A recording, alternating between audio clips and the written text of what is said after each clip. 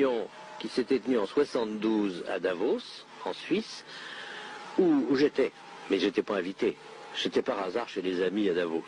J'ai vu, je me suis cogné à Henry Kissinger, à des gens très connus. J'ai fini par demander à mes amis suisses, mais qu'est-ce qui se passe? Et j'ai vu des soviétiques, je me qu'est-ce qui se passe? 73, hein. Attention, il n'y avait pas encore l'écroulement du mur.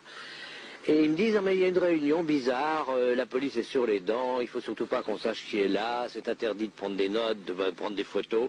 Bon, j'ai quand même eu par mes amis suisses beaucoup de choses, et même eu la sténographie de leurs débats internes. Il y avait une centaine de gens, donc j'ai parlé de Kissinger, il y avait des Japonais, il y avait une délégation soviétique, dont un vice-ministre du gouvernement soviétique, et n'oublions pas que c'était, soi-disant, toujours la guerre froide. Bon, or ils étaient là.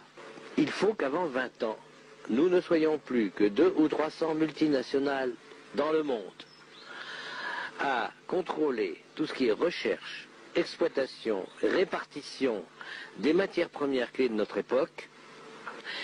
Et donc voilà la phrase textuelle, et il expliquait, à partir de ce moment-là, il y aura 3 moteurs dans le monde, le moteur industriel panaméricain, le moteur industriel japonais, et le moteur industriel pan-européen, incluant l'Union soviétique, drainant derrière eux, à partir de 3 grands ensembles économiques, tout ce qui n'était pas multinational. Ils disaient même dans leur texte que toutes les petites et moyennes entreprises de nos pays deviendraient des sous-traitants, donc aux ordres.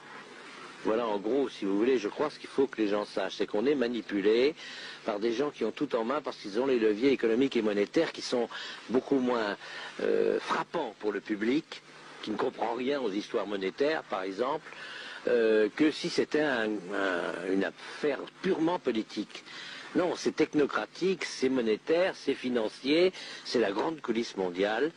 Et d'ailleurs, à mon avis, même si ces gens sont très puissants, ils échoueront. On n'est pas impuissant parce que plus on répète, plus on les dénude en public. Le roi est nu, on connaît l'expression.